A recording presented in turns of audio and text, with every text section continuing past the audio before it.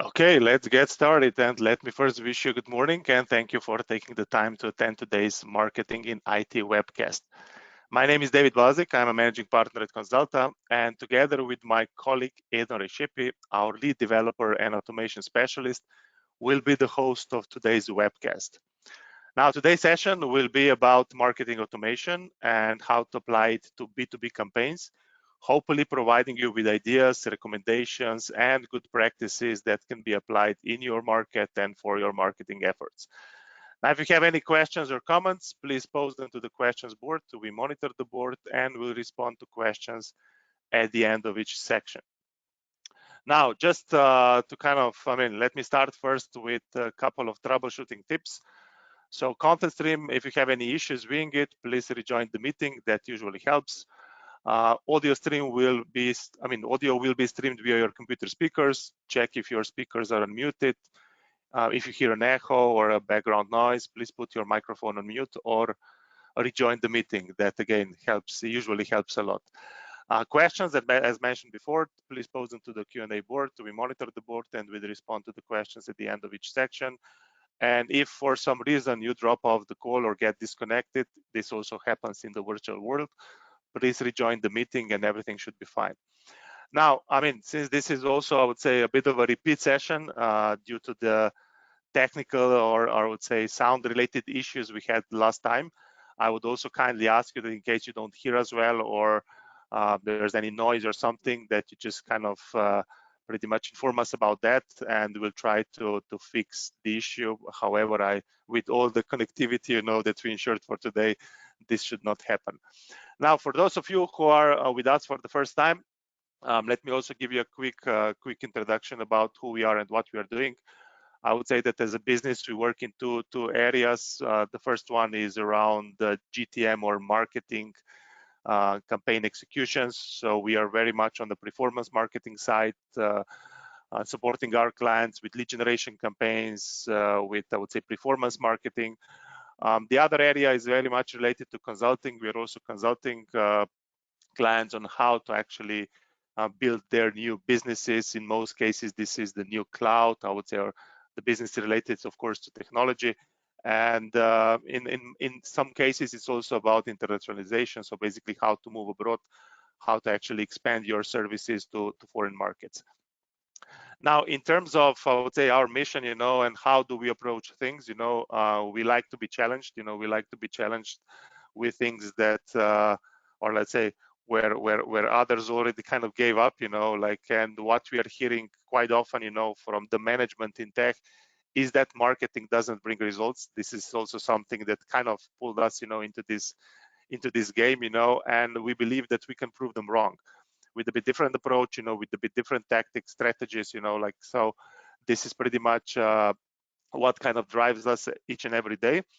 And it's kind of also related to what we want to discuss today. So in the next, I would say, 55 minutes, we want to pretty much focus on the marketing automation.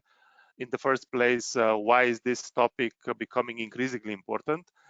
Then the second topic is going to be more about the business drivers for marketing automation. So what are pretty much the drivers, that are kind of pointing to this direction, and maybe for those of you who have not tested yet or who are not using it yet, what are all the business drivers behind it?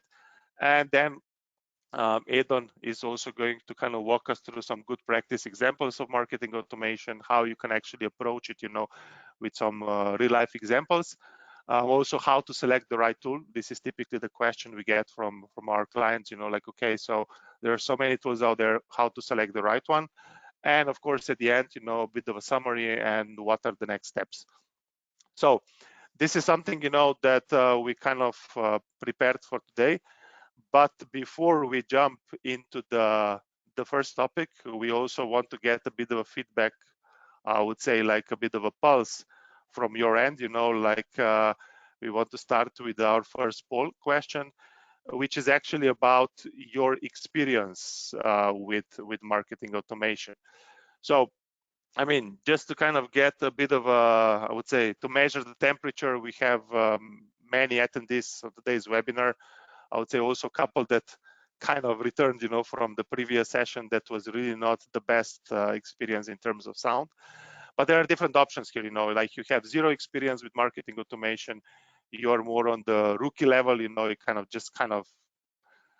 you're getting started with this, and then the third option is that you have the tool, so somebody already excited you about the idea, you kind of bought or you subscribed for a tool, but unfortunately you use it only for email distribution.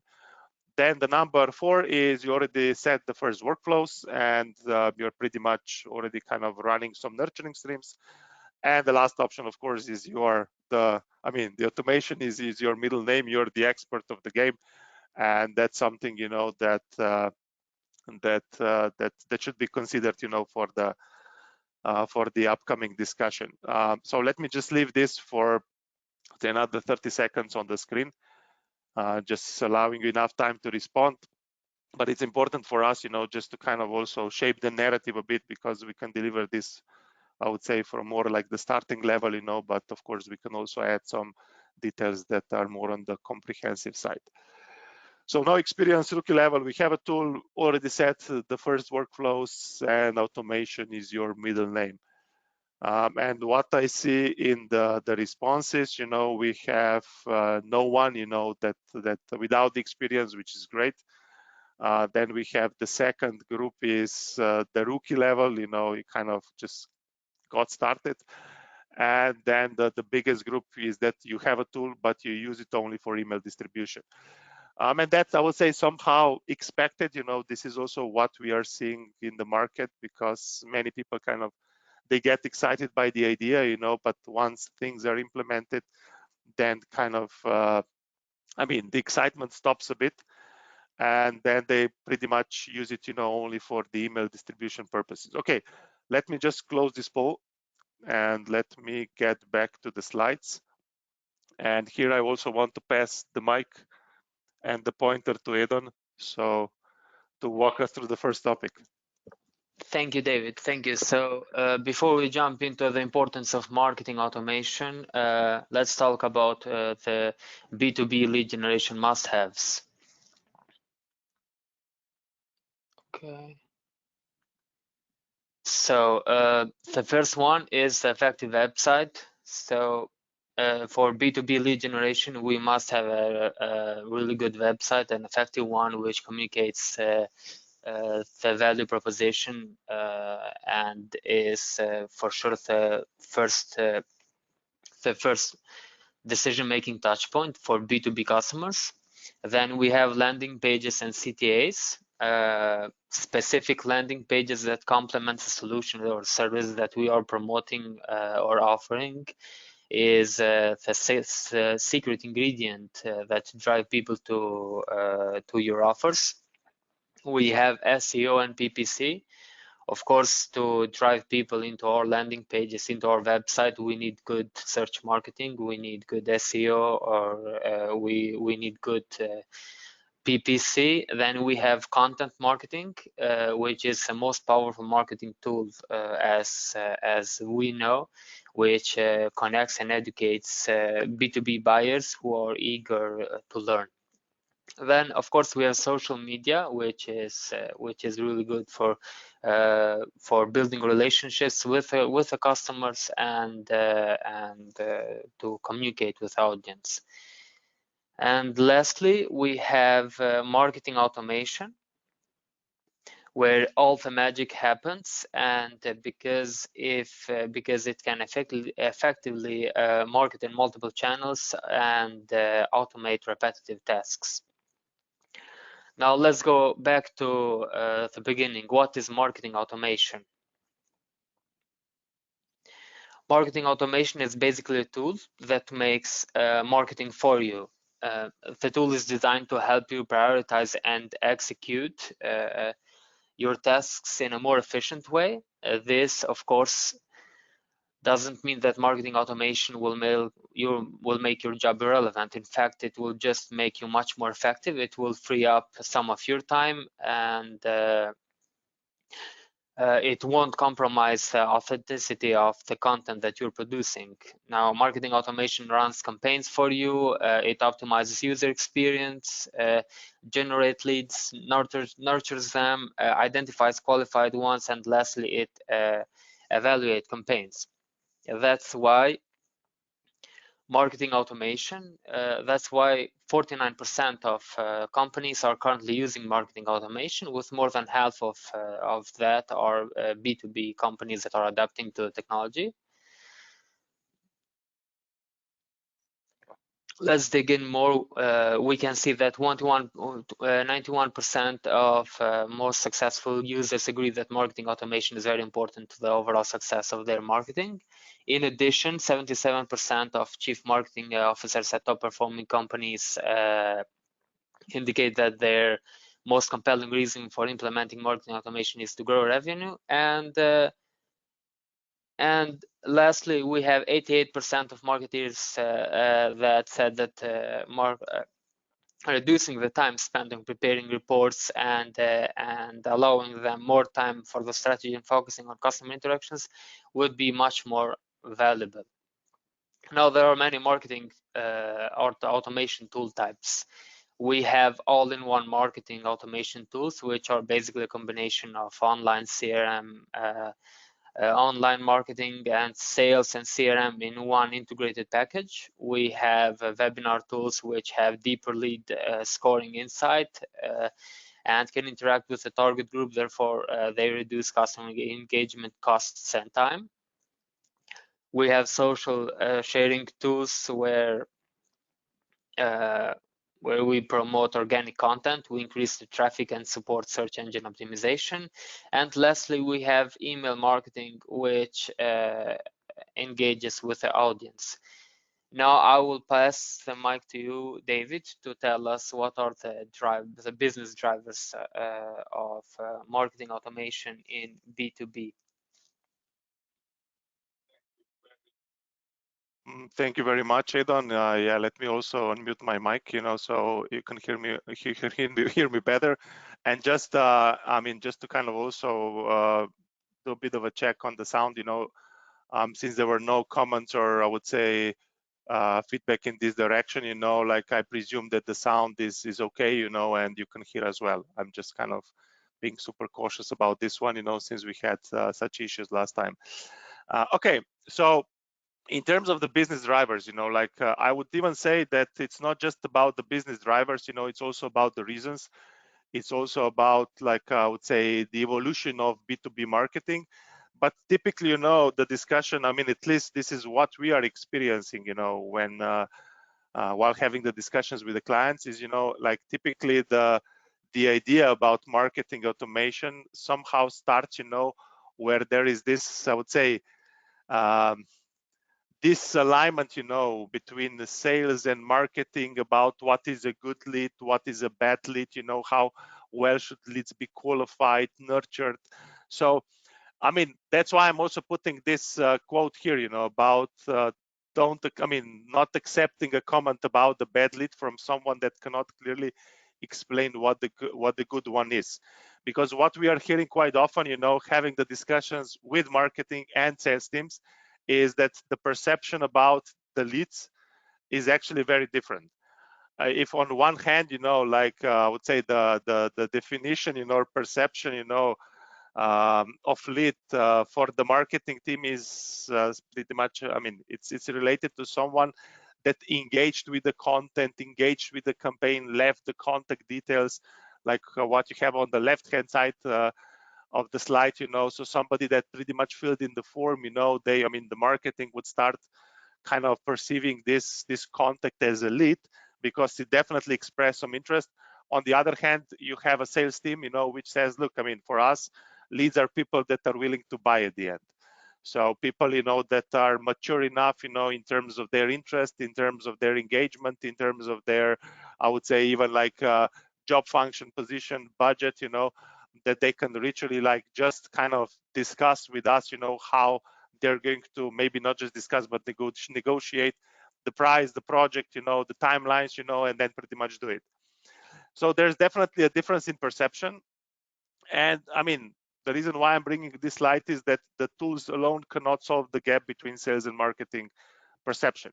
So I mean, we just seen it for too many times, you know, when people say, look, I mean, now we are going to implement this, we're going to implement that, including marketing automation tool, because this is actually going to, I would say, our leads better qualified. We are going to generate more leads. You know, this is also going to kind of remove this bias between sales and marketing. However, it just doesn't happen on its own. So in a way, I mean, say the first step in when I would say considering implementing and then also using marketing automation tool, which is in many cases a considerable investment, I would say that the first step or the prerequisite for doing something like this is the alignment between sales and marketing, which should happen on 3 different levels that are also the most challenging today in this relationship. So the first one is terminology, like what is the lead, you know, like, I mean, it's not just the terminology, but what is also, I mean, it's also the definition. So what is a marketing qualified lead? What is I would say the marketing qualified opportunity? What is a sales qualified opportunity, etc., etc. So somehow, you know, I would say that this is the biggest area of misalignment, because salespeople, and I mean, I have 10 years of sales experience. Typically, for us, lead was someone that is actually super interested and already on a halfway of buying. For marketing, is typically someone that engaged.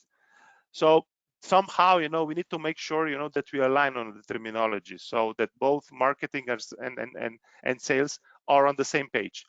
Then the other one is related to SLA for marketing. So what does it mean? It pretty much it's service level agreement, which is going to define to some extent, you know, what are the expectations from both ends. It's not just about how many leads the marketing should deliver in a given quarter, what should be the quality of these leads, but it's also how, for example, sales is going to handle the follow-up and to what extent are they going to run the follow-up. Because at the end of the day, you know, like we can generate great leads, but if our colleagues from sales department are not picking that up, you know, then basically the impact is going to be zero. And the number 3 is the sales insights. You know, what we are just seeing what we've seen for just too many times is basically this misalignment also on the front of like, how should we run the campaign? And to some extent, you know, like salespeople, or I would say our sales colleague, they have from the field experience. So they typically know really well, you know, what are the triggers, what are the messages that are kind of good hooks for the client, you know, when would the client respond, you know, in a positive way when they have a discussion about a given solution. So that's super helpful for marketing. So as marketers, we need to become a bit more, I would say, active in this area, and basically talk to our sales colleagues a bit more. So to kind of better understand, you know, how they typically run their sales process, and also try to align our sales activities to that. Now, this might look like something that, yes, of course, it's trying to be a master of known, but at the end of the day, you know, like these 3 areas are super important when you are actually setting up your marketing automation tool. If you, of course, you want to use it beyond just email distribution. And of course, they're also super important, you know, not just for setting, but to setting up the workflows, qualifying leads, setting up the scoring mechanisms. So all of this becomes super relevant. That's why I'm saying, you know, this is basically the hygiene that should be put in place. Otherwise, you're going to do something in full isolation, and you're pretty much going to continue. You'll continue receiving this feedback about bad leads from your sales team. Now, of course, what is I would say the most important driver for marketing automation is definitely the evolving nature of B2B engagements, because B2B engagements typically, are not transactional. In B2B, people typically don't buy after the first meeting or after they engage, you know, with your campaign once. So typically they need more time, you know. It's more a storytelling, it's more a process than a transaction. Okay, of course, in some rare cases, people would also kind of decide about something impulsively. They have a huge need, you know, something popped up, they need to buy it, you know. But I would say in most cases, you know, it's more a journey than a transaction. Now, let me just try to showcase this through an example. Let's say that we have, I would say, two nice and kind people. We have George. George works as a sales manager in a commercial bank. He's quite digital savvy in private, a bit more conservative in business. He works in a bank, so he should be a bit more conservative. And he typically searches for information online. He would also check with his peers. Nevertheless, he requires some hard facts to decide. So he's very pragmatic. Now, on the other hand, we have Nicole. Now, she works as a business development manager at a company called Customer First.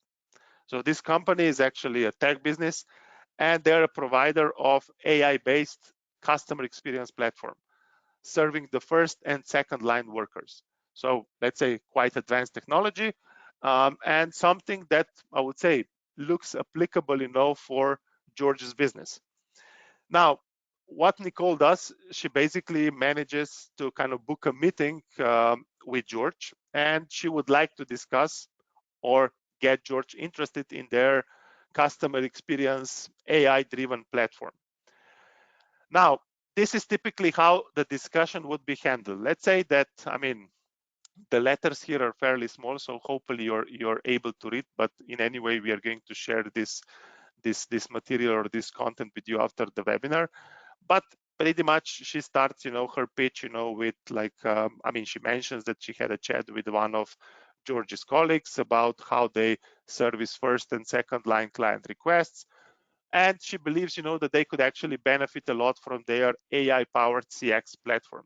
Now, even here, you see that in IT, we are super excited about using the acronyms. It's like AI, for artificial intelligence, CX for customer experience.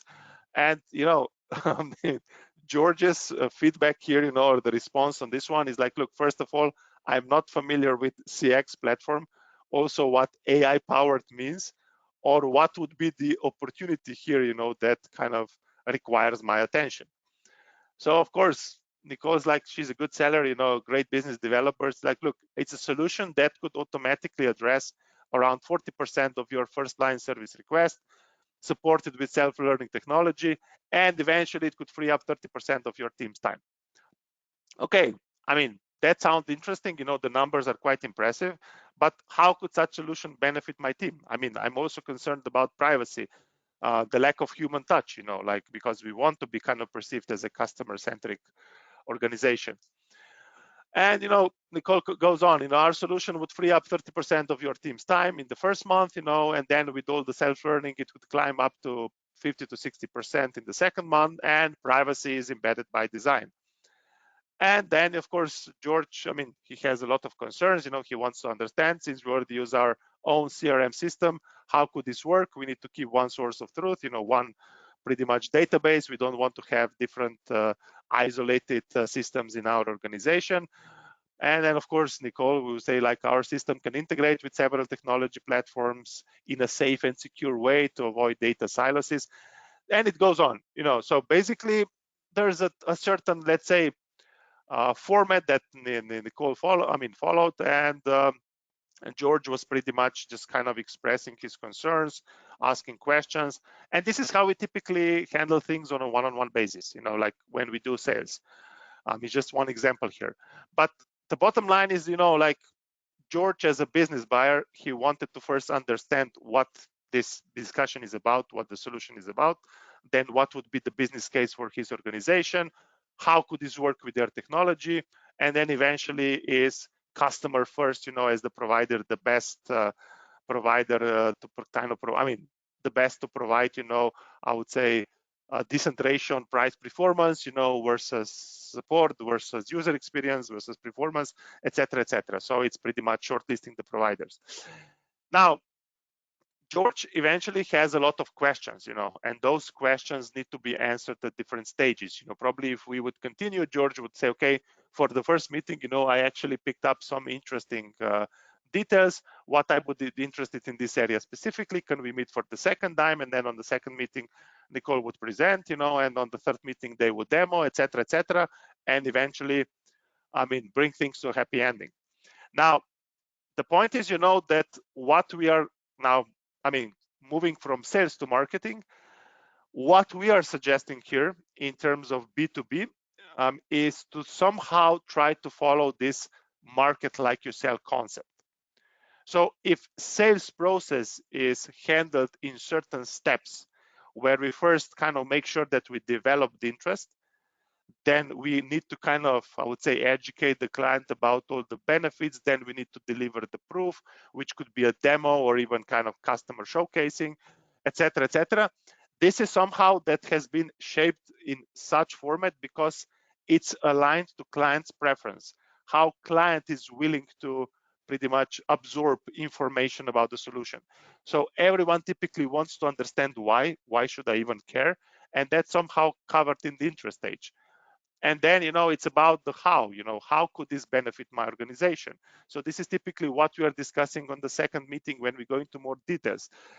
Now, what we are pretty much saying here, I mean, in order to kind of follow the client's preference, and client preference is somehow king, of the marketing marketing engagement, So, I mean, in other words, it's pretty much the buyer journey.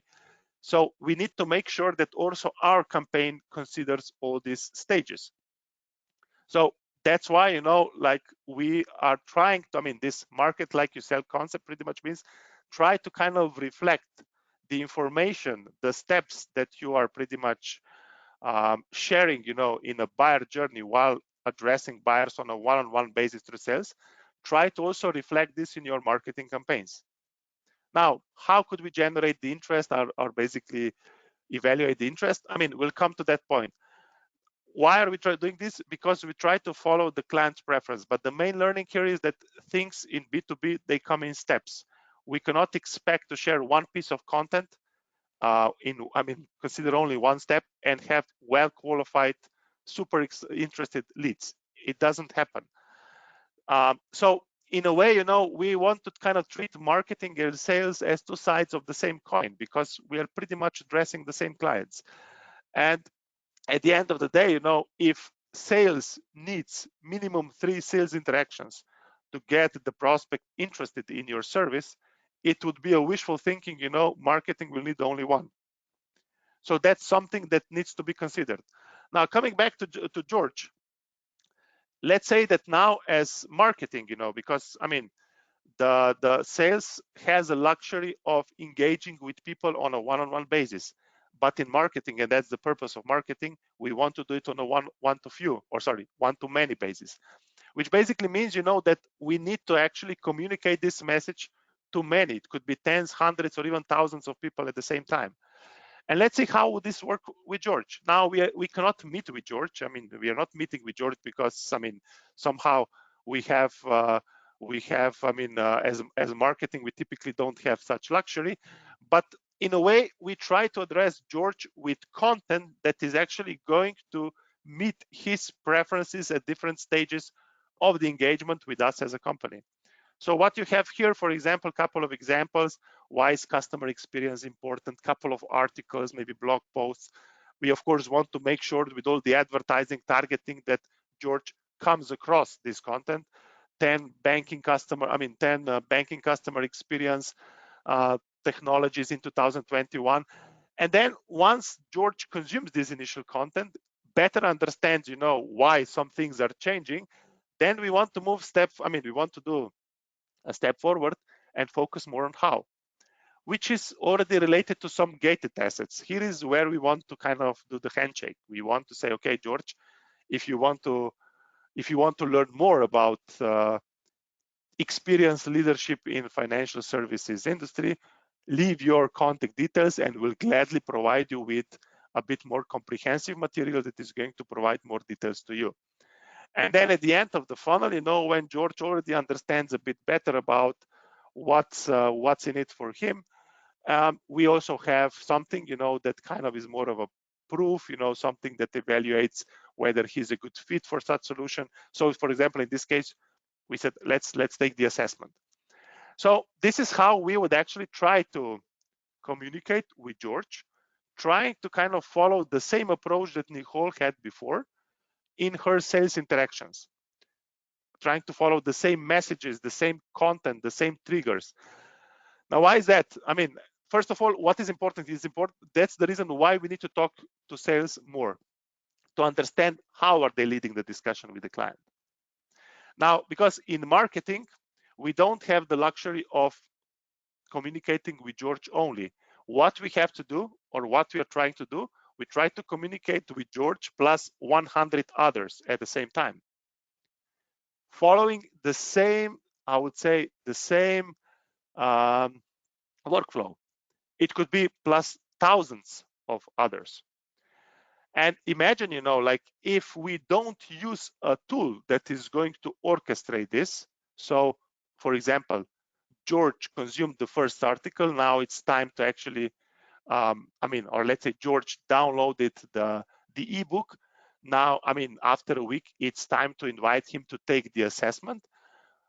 If we are communicating with George only, we can do this manually. But if we have to kind of follow such process for 1,000 clients, or let's say prospects at the same time, it's literally not impossible. We need a tool that is going to orchestrate it. So, because what is going to happen then, that George is going to consume some content on Monday, and then Mary from another bank is going to consume it on Wednesday, and then Jack is going to consume it on Friday. And if we want to follow up in a week, this becomes quite messy. So we have to understand that we want to drive, thousands of people through such funnel, and make sure that all this timing is correct, and that the things are happening, I would say, in the right order.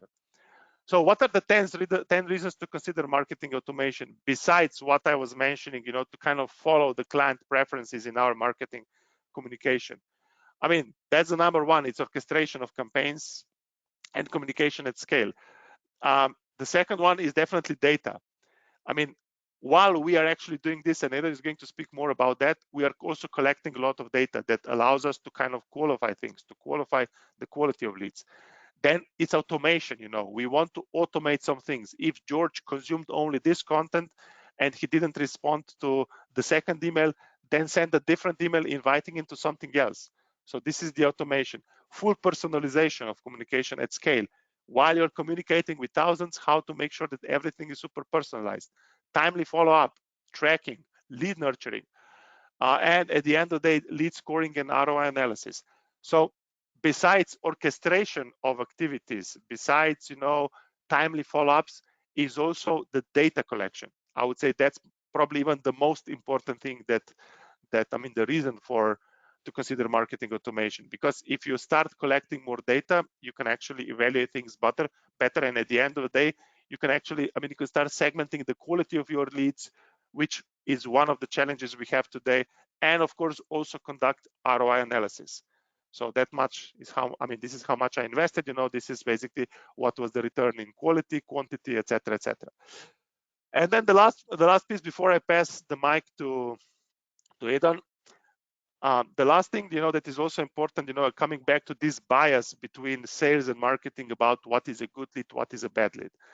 Once we actually have things in place, once we actually kind of make sure that processes are set, qualifications are set, triggers are set, it's also important, and some marketing tools actually automate it, and Eden is also going to speak about that, is making sure that we also kind of, I would say, not standardize, but formalize this process of transition the leads from marketing to sales, and transition it with a context, which is, instead of just sharing them the leads of our last campaign in a simple Excel spreadsheet or just as a list in CRM, also make sure that there is some context attached to each and every lead, which basically means that, like, okay, how was the lead created? What is the content, the messages that the client or the prospect, I would say, consumed already, so that salespeople or sales colleagues, when they follow up, they can actually follow up with much more intelligence. They can actually continue the discussion, not start the discussion with the client, okay, what we would be interested in. Because the client already shared the interest, in all the interactions he or she had with the campaign. So that's also something, that marketing automation tool, to some extent, can cover, this handoff to sales. So when leads actually reach certain maturity, they're passed with the context to sales.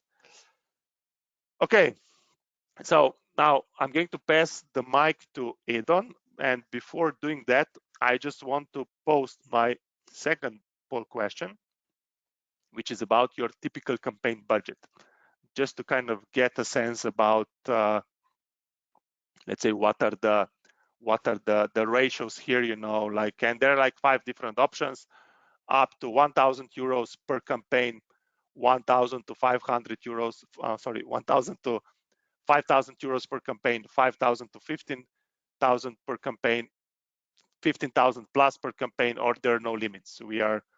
We just kind of spend as much as we want, which is usually not the case. But if somebody thinks this one, we are going to follow up immediately.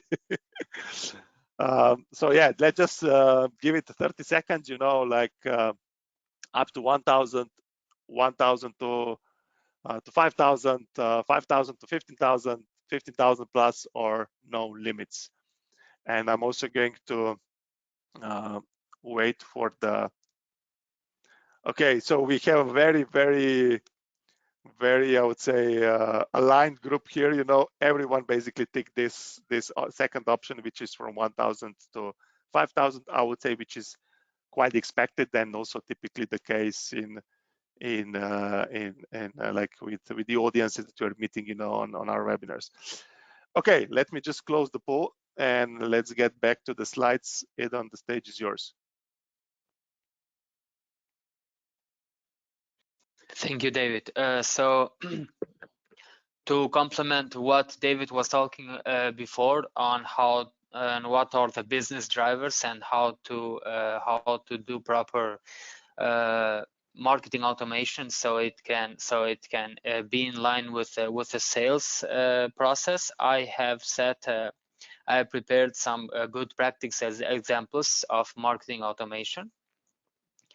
Now I've used one campaign that we had in Consulta. So the objective of this campaign was to profile and target SMB and corporate organization in a selected market and engage with them in with the client's product offerings.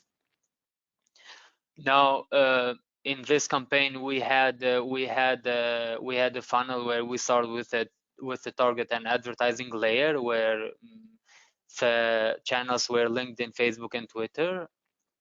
And we have the engaging and content and web assets. So we had a microsite.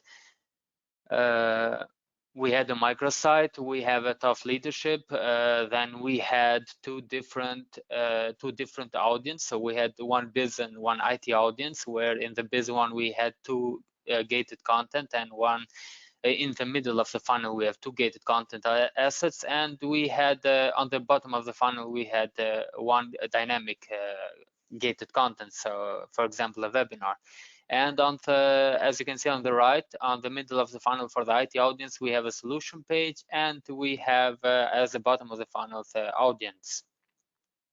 So let me convert this now onto a marketing automation workflow. So we have 3 different types of marketing automation workflow that here at Consulta we would use for this type of campaign and also for this type of funnel. So let's say that we can use something very simple, where we have a landing page where of course we have a trigger of this automation workflow. So we have a form submission in this case. After this form submission, we would set up so we would set up a notification, so to notify the campaign manager or the campaign owner. And we have an email reach out where we send, basically we send some follow up to the contact that has submitted the form and was interested in our gated content. Then we would set a wait condition for 3 days, so we don't spam the contact immediately. And after 3 days, we would send them another invite for the same audience. Say we send another invite for the gated content too, for example, as we had on the biz audience. Then again, we wait for 3 days. And we send another email invite where this can be, for example, a webinar invite to register on the webinar. After this, we would, I mean, usually if the webinar would be on the 22nd, we would wait until the 21st of May, for example, in this case, and we would just send a reminder for this webinar to those that did not register, or basically to everyone that we have on this audience. Now let's back up and see how we can do this in a more standard way. So we use more of marketing automation options and features. Once again, we have the trigger, we have the notifier where the campaign manager or owner will receive the notifications. We have the follow-up email. We have a normal condition, a wait condition, but here this is where we get more, let's say, more enhanced. Here we have, for example, we can check in marketing automation. We can usually, depending on how we set up our landing pages and our forms, we can check if this contact matches one audience. As you remember before, we had two audiences. So we had one biz audience and one IT audience. So if the contact matches a biz audience, we can segment here things, and we can just share to the contact one email invite, and that's where we end stuff, because maybe business people and sales people don't want to, or maybe we don't have more assets, or they don't want to bother anymore, depending on how is our policy of marketing. And we have another, so we have the other audience, which is the IT audience, where here we can get more enhanced segmenting, and we send them another invite. So this we send them an invite to the additional gated content, and then we can actually set a wait condition to this one, and then we send the reminder. So this is more a standard automation where we segment contacts in different ways, so we don't send in irrelevant materials to, let's say, to different contacts, or let's say to different audiences, different demographics. And what I will show you now is a more advanced automation. Now remember, here we will stay the same until we have the segmentation of two audiences. So we have the biz and the IT segmentation of the audience. Let's say on the IT, we want to get more advanced here, and okay, we send an invite, which is typical, but then here we have a wait. Now in this wait, what we can do here now, we can check if the contact has already clicked the button before, so that means that if the contact has already registered before in this let's say event, or that we have. If yes, we can send them another invite,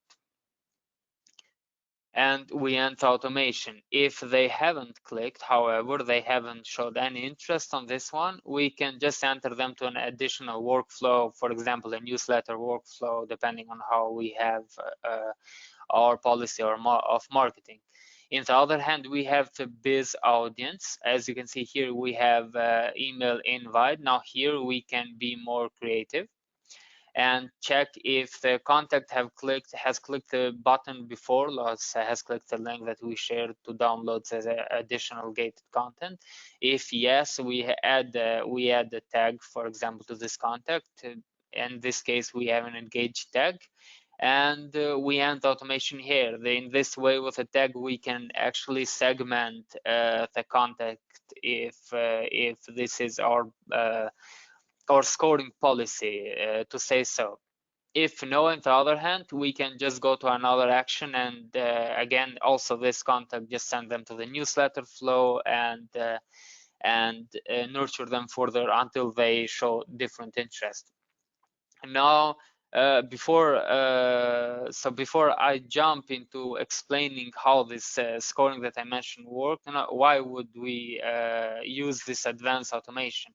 Here at Consulta, what we do is basically we measure each behavior of the contact. So whatever the contact does, or however the contact input is, and we add scoring to that behavior. For example, as you can see on this condition here, where the contact matches audience, we can add 5 points of scoring, say depending on the scoring policy or on scoring metrics. We can add 5 points of scoring if the contact is an IT, and if the contact is different one, we can add different scoring.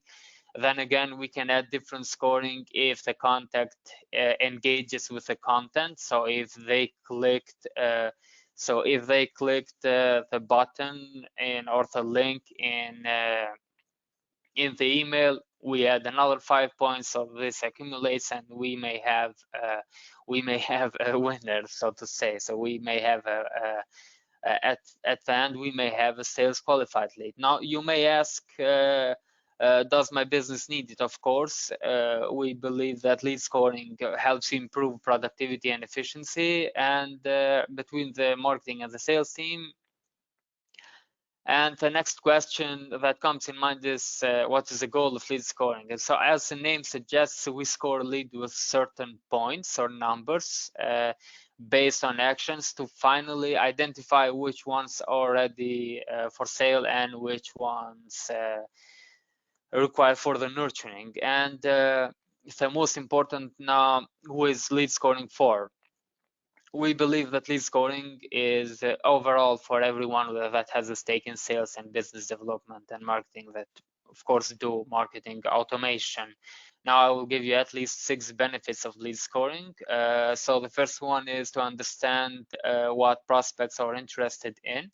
It can help you identify where these contacts are in the buying process, which determines the appropriate follow-up, and lets you know when they are ready to hand over to sales. Of course, this will help you to better focus on marketing and sales activities and have fewer opportunities lost. And in addition, it will increase conversion rates and higher lead ROIs. So before I was mentioning 5 points, another 5 points. So what does this mean? So I'm sharing here with you a lead scoring baseline. So just an example where we have 2 different metrics. We have an engagement metric and we have a fit metric. And here we can actually check if the contact is, for example, as you can see on the top right, we have pass to sales label. So if the contact has an engagement more than 20, so let's say they signed up on the form, they clicked on the email, they opened the email, we had the additional 5 points here, 5 points on the click, 5 points on the open, so we go, let's say, more than 20. And if the fit metric, so for example, we have more data on the contact, so they are IT audience, or maybe they are biz audience, we can add this makes the contact demographics more important. We add another 5 points. If they have filled in the phone number, another 5 points. So if this goes more than 20 and the engagement goes more than 20, as you can see, we have ready to pass to sales lead. If in the other hand, if we have a contact, for example, that only gave less information about them, so they only signed up with the email name, with the email with a name and their last name, for example, we have only 10 points in the fit demographics. But on the other hand, this contact is engaging with our content as we nurture. So as they are in this automation process, they open emails, they click links, they click.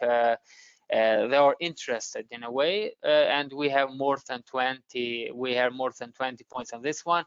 They are still ready to qualify in the sales department.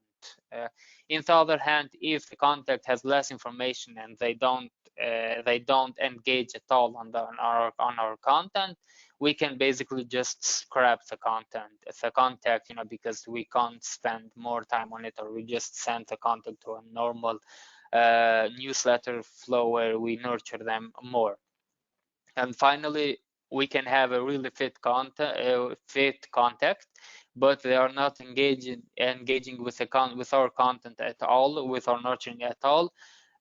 What we can do here, we can further nurture them, as you can see on the bottom right, because the fit is there. You know, they have provided everything what we need. So we nurture and nurture until we find the right interest for this content.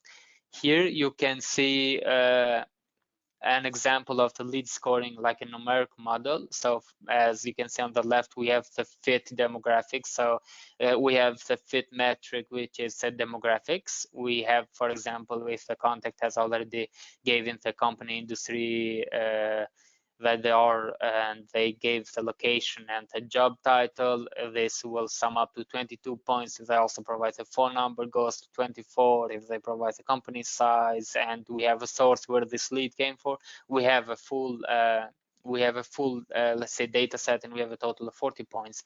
Now on the right, we can check if the contact, so for the engagement, if the contact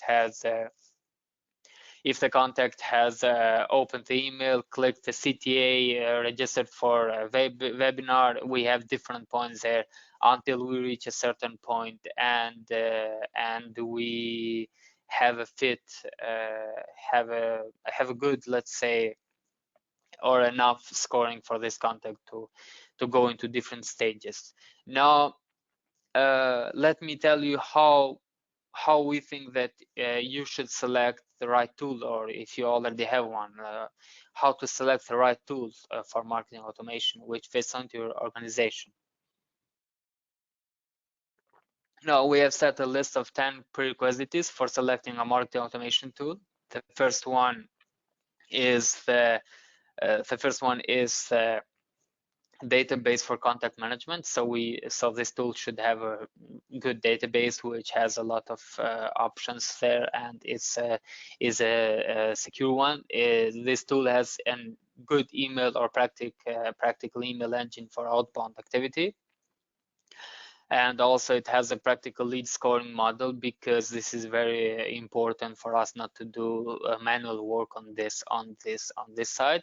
We have to check, we suggest to check if the contact has a good digital asset library for use and reuse of those digital assets, like images and gated assets, etc. That it has a programmable automation workflow which has a lot of functions and a lot of features, or a lot of conditions, I would say. And the sixth one, if this tool has a CRM integrated, or it has its own CRM, one or another, you know, since David mentioned before that we usually want just one source of the truth. And it is important that this tool has contact activity monitor, so whatever the contact does, so we can score them more in our nurturing workflows. It should have good reporting and analytics way how to prepare this, because this is, I mean, finally we have to send all this into detailed reports to the sales team. So we need something really practical and good so when we export these reports, they have everything on site. Of course, we need security, because we are talking about our leads here. And finally, but not least important, is web tracking. This is also crucial for us to check if the contact has been back in our website, has downloaded different assets, or visited different landing pages. Now there is a lot on the market, and we basically just went onto the G2 grid, which is very known for this type of comparison, and we checked which are the best tools for B2B marketing and B2B marketing automation, and as you can see on the top right, the leader is HubSpot, of course, only based on this G2 grid, and is followed by ActiveCampaign and by MailChimp. Now we use I can easily say that we use all of them in depending on how the client is set up before or how the client would like to handle and what is the budget of the campaign. Now, as you can see here in this table, where we have a quick overview, we just compared per our opinion the four most used tools that are on the market there. We have Active Campaign, which is for small and mid-sized businesses and starts at $49. We have HubSpot, which starts as $200, which is again is for small and mid-sized businesses. And we have Sales for Pardot and Marketo, which both start with more than 1,000. Now you can see like there are all ticks on all of them, but this usually depends. This usually depends on what your needs are or what your marketing automation engaging processes will be. And of course, as you can see in this picture, now we have a really nice expensive car, but it's still stuck in the traffic and is behind the taxi and also behind the bus there, you know. So the most expensive is not always the most convenient. Now, depending on your needs, depending on your requirements, you should evaluate your needs first and check which tool fits for you. Now, this was all from my side, and I will pass the mic to David here, so he can further explain to us what. So I can just quickly wrap it up because we are already running out of time. So yeah, let's just give us just a minute, you know, to wrap up, because this is also the what I would say the next steps are about. So I mean, in the first place, you know, hopefully we managed to present, or what you learned today is that somehow, you know, we need to start conceptualizing campaigns like we would work as process engineers, because what we realize that people in B2B, they don't buy things, you know, and in a transactional way. So it's always a process, and somehow our marketing should follow this process. That's why we typically start with a campaign. I mean, we typically start the campaign engagement with the concept of how the campaign, what are the things that we're going to communicate at different stages and share with the client at different stages. And then, of course, this is translated into the workflows in the marketing automation. And then, as Edon mentioned, you know, like the activity monitors, then we are, of course, monitoring the behaviors, the activity of the prospects, of the leads, to kind of derive, you know, those that are more interested than the rest, because then we can also qualify things a bit.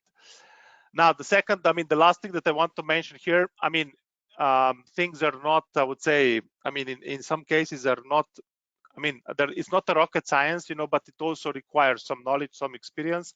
So, I mean, if you don't have such knowledge and experience in-house, look for a specialized B2B agency that understands your business and automation, because if you need someone to actually outline your workflows, they need to have at least a bit of the understanding of the market that you're addressing. And that's why this arrow is, you know, it kind of points, you know, to our URL. Evaluate the needs and requirements for your organization. As mentioned before, the most expensive is not necessarily the most convenient. That's definitely something, you know, maybe, I mean, typically what we suggest, start with something lighter.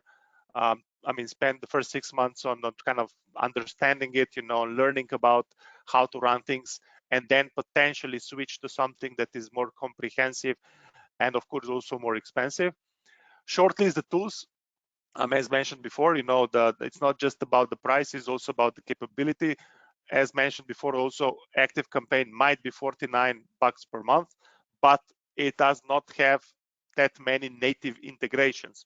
So for example, if you want to integrate with Microsoft Dynamics CRM, it's not there. You need to basically build this integration. You need to develop this integration, while, for example, HubSpot has it, and it's the starting price is 200. So maybe, you know, that's, I mean, not maybe, but that's also, let's say, a criteria I need to consider. Align with sales or client insights, super important when setting up, you know, once you have the tool, when setting up the tool. Milestones, terminology, lead qualification, start outlining the workflows that best reflect your buyer journey. and of course also, complementary assets that are going to use to be the campaigns. And then of course set the touch points, key scores, reports, enjoy your new success. So the more data you actually, the more touch points you set, the more conditions you set, the more, I would say, actually that's it. The more data you actually collect, and you can evaluate in terms of, versus the quality of your leads. How are they opening? How are they responding? Behavioral data. That's the reason why you actually implement such tool. With that said, I would like to thank you very much, for your attention, for your time, for joining today's session. If you have any further questions, there were some questions that were posted on the Q&A board. I saw that our, I would say, moderator already responded to them. So thank you very much, Claudia, for that. And if there are any further questions, here you have our, I would say, contact details. Feel free to shoot us an email, give us a call, and we'll also follow up, with this deck, and I would say with the recording of this session, for your further use and reference. Thank you very much. Have a great rest of the day, and hopefully talk to you soon. Bye-bye.